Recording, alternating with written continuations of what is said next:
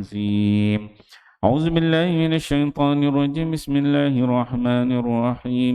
الحمد لله رب العالمين، والصلاة والسلام على أشرف الأنبياء والمرسلين وعلى آله وصحبه أجمعين. اللهم اغفر لنا ذنوبنا ولوالدينا وارحمهم كما ربونا صغارا، والجميع المسلمين والمسلمات والمؤمنين والمؤمنات الأحياء منهم والأموات، وتابع بيننا وبينهم بالخيرات. رب اغفر وارحم وأنت خير الراحمين. اللهم ربنا هب لنا من أزواجنا وذرياتنا قرة أعين واجعلنا للمتقين إماما.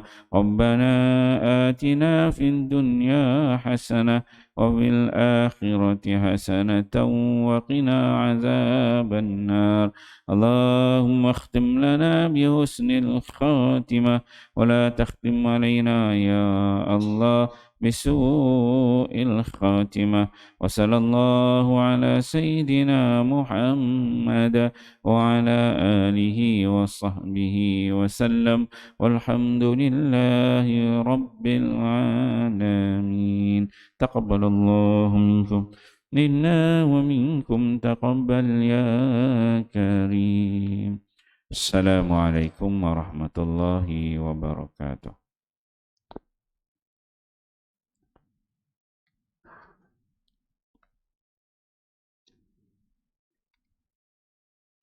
Kalimah tayyibah, beriman kepada perkara gaib. Ayat Al-Quran ke-18. Wa qala Allah Ta'ala, wa laqad atayna Dawuda binna fadla ya jibalu awwibi ma'ahu wa tayra wa alanna lahul hadid. Allah Subhanahu wa Ta'ala berfirman, dan demi sesungguhnya kami telah memberikan kepada Nabi Daud alaihi salam limpah kurnia daripada kami, sambil kami berfirman, hai gunung ganang, berulang-ulanglah mengucap tasbih bersama-sama dengan Nabi Daud alaihi salam, dan wahai burung-burung, bertasbihlah bersama-sama dengannya, dan kami telah melembutkan besi baginya. Sabah ayat 10. Wa qala Allah Ta'ala, fa khasafna bihi wa bidarihi al-ard fama kana lahu min fi'ati yansurunahu min dunillah wa ma kana minal muntasirin. Al-Qasas 81. Allah Subhanahu wa Ta'ala berfirman, lalu kami menenggelamkan dia bersama-sama rumahnya hingga tertimus dalam tanah, maka tidaklah dia mendapat sebarang golongan yang boleh menolongnya dari azab Allah, dan dia pula tidak dapat menolong dirinya sendiri. Al-Qasas 81. Wa qala Allah Ta'ala, fa auhayna ila Musa an idrib bi'asaka al-bahr fanfalaqa fakana kulli firqin qad tawdil azim. Asy-Syu'ara 63. Allah Subhanahu wa Ta'ala berfirman, lalu kami wahyukan kepada Musa alaihi salam, pukullah laut itu dengan tongkatmu. Setelah dipukul, maka terbelahlah laut itu menjadi seumpama beberapa lorong. Lalu air pada tiap-tiap bahagian yang terbelah itu menjadi terangkat seperti gunung yang besar. Asy-Syu'ara ayat 63. Alhamdulillah tuan-tuan beliau, pagi ini kita membaca 3 ayat Al-Quran, 3 ayat Al-Quran di bawah tajuk kalimah tayyibah, iaitu beriman kepada perkara yang gaib. Ayat Al-Quran ke-18 didatangkan oleh pengarang daripada surah Sabah ayat yang ke-10. Allah Ta'ala berfirman, وَلَقَدْ آتَيْنَا دَاوُدَ بِنَّا فَضْلًا. Allah kata, dan sesungguhnya kami telah memberikan kepada Nabi Daud, iaitu minna fadla, dengan limpah kurnia yang banyak. Yang mana Nabi Daud ni Allah Ta'ala berikan dia kelebihan yang banyak. Iaitu disebutkan yang pertama, dalam ayat ini disebutkan, ya jibalu awwibi ma'ahu. Itu hai gunung-gunung. berulang-ulanglah mengucap tasbih bersama-sama dengan Nabi Daud. Jadi gunung yang ada pada hari ini dia bertasbih kepada Allah Subhanahu Wa Taala. Nabi Daud bertasbih, kemudian gunung pun bertasbih. Gunung ni diikut bagaimana Nabi Daud itu bertasbih. Dia dengar Nabi Daud bertasbih dan diikuti oleh gunung. Itu kelebihan yang ada pada Nabi Daud yang pertama. Kemudian yang kedua, taira, dan wahai burung-burung, bertasbihlah juga bersama dengan Nabi Daud. Nabi Daud bertasbih kepada Allah, subhanallah, subhanallah. Kemudian para burung, gunung pengikut, mengikut bagaimana Nabi Daud bertasbih, boleh berkomunikasi dengan sedemikian. Wa alanna lahul hadid. Dan yang ketiga kelebihan yang Allah berikan kepada Nabi Daud, Allah melembutkan besi kepada Nabi Daud. Maksud Nabi Daud ni ada satu kelebihan selain dia burung-burung, gunung-gunung bertasbih bersama dengan dia, dan besi-besi dia akan jadi lembut. Nabi Daud ni kalau dia pegang besi dia boleh membentuk besi hanya menggunakan tangan. Tak perlulah nak perlu alat-alat yang canggih, hanya dia pegang mana-mana besi, Nabi Daud dia boleh pegang, dia picit besi tu, dia bentukkan sebagaimana yang dia kehendaki. Kalau nak buat baju besi, Nabi Daud ni dia ada kisah dia berperang bersama dengan beberapa orang Nabi yang lain. Maka Nabi Daud tu dia pegang baju besi tu, dia lenturkan mengikut bentuk yang sesuai setiap seorang anggota tentera itu. Itu kelebihan yang Allah berikan pada Nabi Daud.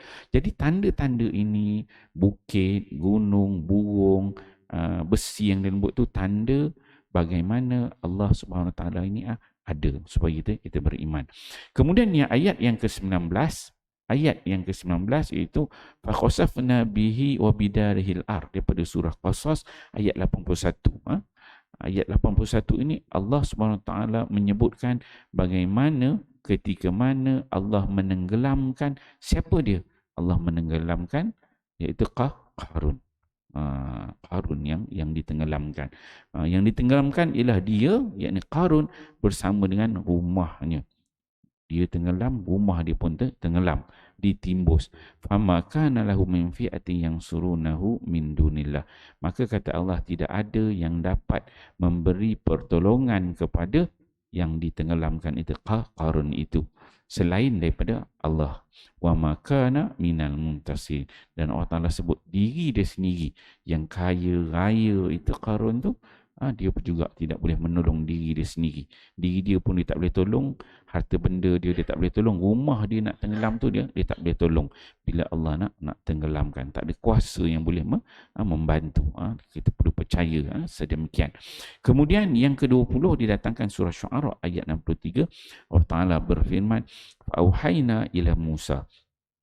Ayat yang pertama tadi 18, Allah Ta'ala nak sebut kelebihan Allah Ta'ala beri kepada Nabi Daud. Yang ke-19 ni Allah Ta'ala nak sebut kalau Allah Ta'ala nak turunkan azab tu, tak ada siapa boleh bantah.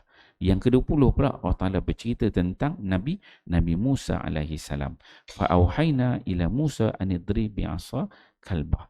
Allah Ta'ala berikan kelebihan kepada Nabi Musa, beritahu Nabi Musa ni supaya memukul laut itu dengan tongkat dia. Famfalaqa. Ini merupakan mukjizat Nabi Musa. Bila dipukul, famfalaqa, maka laut itu terbelah. Disebutkan terbelah sebanyak 12 lorong, 12 lubang. Sebab dia Bani Israel itu, dia ada suku-suku dia.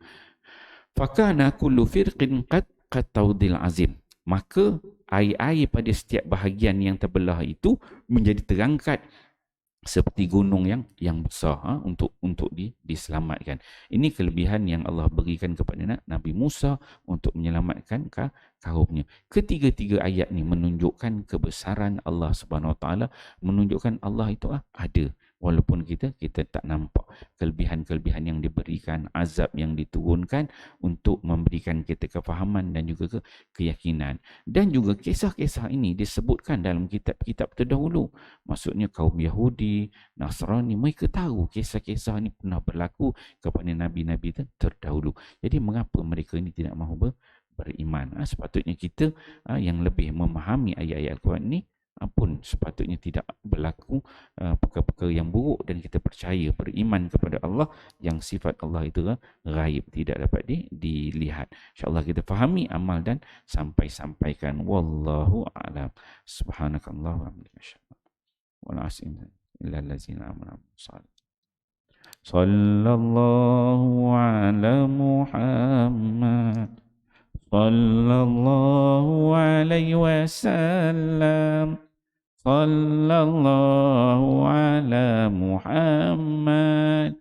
Sallallahu alaihi wasallam. Ya Nabi salam alaika. Ya Rasul salam alaika. Ya Habib salam alaika. Sallallahu alaika. Sallallahu ala Muhammad. Sallallahu alaihi wasallam. Sallallahu ala Muhammad. Sallallahu alaihi wasallam.